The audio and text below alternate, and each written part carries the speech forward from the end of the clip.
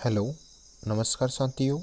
मैं संतोष कुमार दांगी आपके लिए लेकर आया हूँ एक नया वीडियो जो कि कक्षा 12th जनरल इंग्लिश का क्वेश्चन आंसर की प्रैक्टिस आज हम करेंगे, जो कि एग्ज़ाम में पोएम से क्वेश्चन पूछा जाता है और उसी टॉपिक के ऊपर आज हम डिस्कस करने जा रहे हैं, है ना। तो बिना समय खर्च करते हुए हम आंसर शुरू करते हैं, है ना। कक्षा 12th ऊपर लिखा है। फर्स्ट पोयम है हमारी, teach me to listen Lord. ईश्वर प्रभु मुझे सुनना सिखाइए, है ना।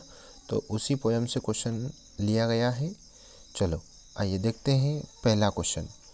पहला क्वेश्चन इम्पोर्टेंट क्वेश्चन है।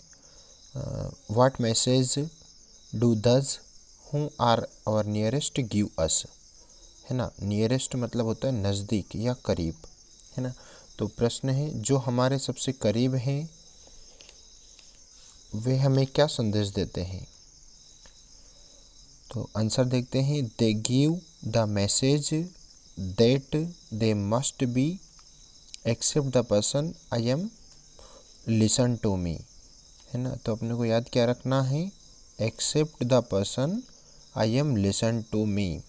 जो हमारे सबसे करीब या नज़दीक है वो हमें संदेश देना चाहते हैं कि मैं जैसा हूँ, है ना, मुझे स्वीकार किया जाए, मुझे सुना जाए।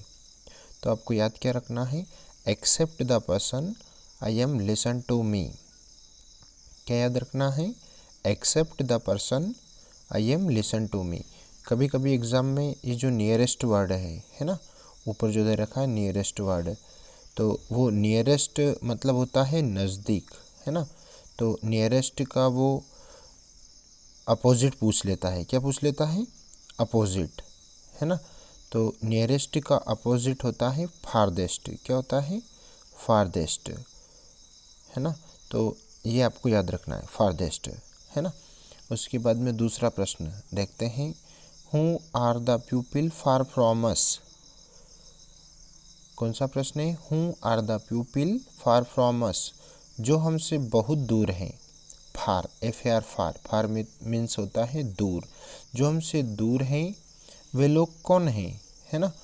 तो the people who are hopeless and anguished are far from us, है ना। तो याद क्या रखना आपको, होपलेस एंड एंग्विश्ड। क्या याद रखना है, hopeless and anguished. Hopeless mean होता है निराश और एंग्विश्ड मीन होता है व्यथित लोग, परेशान लोग, है ना।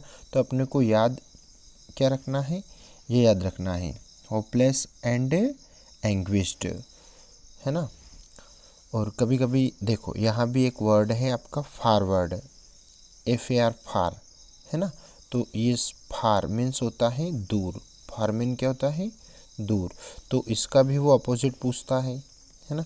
तो इसका अपोजिट यदि आता है आपको एग्ज़ाम में, तो उसका अपोजिट आपको लिखना है नियर।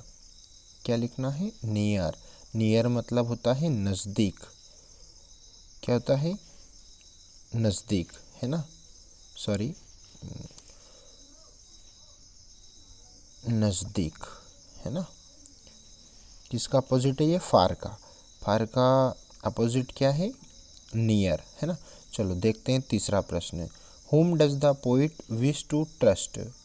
कवि किस पर विश्वास करने को कहता है ना। तो कवि किस पर विश्वास करने को कहता है, उसका आंसर देखते हैं। The poet want us to trust our inner voice. कवि हमें अंदर आत्मा की जो आवाज़ है उस पर विश्वास करने को कहता है, इनर वॉइस। याद क्या रखना है आपको इसमें, इनर वॉइस, है ना, अंदर की आवाज़, है ना। उसके बाद में नेक्स्ट क्वेश्चन देखते हैं।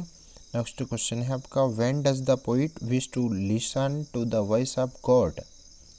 कवि कब ईश्वर की आवाज़ को ध्यानपूर्वक सुनने के लिए कहता है ना।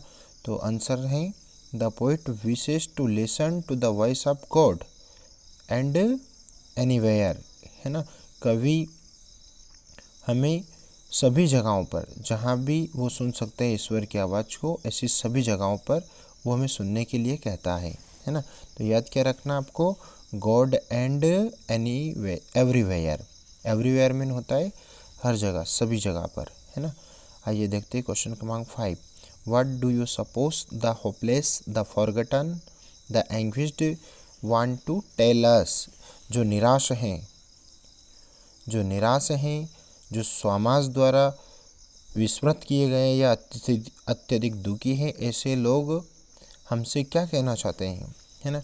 तो ऐसे लोग क्यों, कौन हैं, देखना, आंसर देखते हैं। They want to tell us, वो हमें कहना चाहते हैं। Suffering and woe, suffering and woe, पीड़ित लोग और परेशान लोग, दुखित लोग। दे वांट सिंपैथी, वे हमसे सहानुभूति जताना चाहते हैं। Love and care from us, याद रखना है आपको, suffering and woe, they want sympathy, love and care from us, है ना। नेक्स्ट क्वेश्चन देखते हैं, क्वेश्चन क्रमांक 6। How could listening to one's inner voice be helpful, है ना। अपनी अंतरात्मा की आवाज़ सुनना किस प्रकार सहायक हो सकता है ना। तो किस प्रकार सहायक होता है, आंसर देखते हैं। One inner voice help us in proper guidance, है ना, and in becoming less afraid, जिससे हम डरे हुए हैं, है ना, उस पर हम भरोसा रखें, है ना, ताकि वो हमारी सहायता कर सकें। आइए देखते हैं इसका लास्ट क्वेश्चन। इसका लास्ट क्वेश्चन बहुत ही इम्पोर्टेंट क्वेश्चन है। What is the overall mood of the poem, है ना। कविता की व्यापक मनोदशा क्या है, कविता की व्यापक मनोदशा क्या है ना। तो आंसर है the overall mood of the poem is that of love, care and devotion to humanity and to God. कवि की व्यापक मनोदशा मानवता, ह्यूमैनिटी, ह्यूमैनिटी मीन क्या होता है, मानवता, तथा ईश्वर के प्रति प्रेम, है ना, लव, ईश्वर के प्रति प्रेम, लव, केयर एंड डेवोशन, ईश्वर के प्रति प्रेम, चिंता और समर्पण का भाव है ना। तो याद क्या रखना आपको, love, care and devotion to humanity and to God, जो कि इसका ये बहुत ही इम्पोर्टेंट क्वेश्चन है ना। तो इस पोएम से जो क्वेश्चन क्रमांक 1 है ना, जो कि इम्पोर्टेंट क्वेश्चन है, क्वेश्चन क्रमांक 2 इम्पोर्टेंट, क्वेश्चन क्रमांक 3 और क्वेश्चन क्रमांक 7 जो कि बार बार पिछले 10 ईयर्स के रिकॉर्ड में एमपी बोर्ड द्वारा बार बार ये प्रश्न पूछे गए हैं। इनको आप अच्छे से पढ़ लीजिएगा ताकि एग्ज़ाम में आपको poem number 1 teach me to listen लॉट से एक आध क्वेश्चन आपको आ सकता है ना। और यदि आप इसी प्रकार के क्वेश्चनों की और प्रैक्टिस करना चाहते हैं तो प्लीज़ आप हमारे इस चैनल को सब्सक्राइब करें, शेयर करें एंड लाइक करें, है ना, ताकि हम आपको परीक्षा को दृष्टिगत रखते हुए इसी प्रकार के इम्पोर्टेंट क्वेश्चन की प्रैक्टिस करवा सकें और आपको रोज़ाना हम इन इम्पोर्टेंट आंसरों से अवगत करा सकें।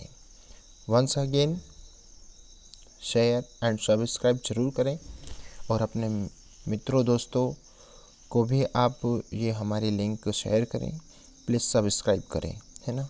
Thank you for watching this video.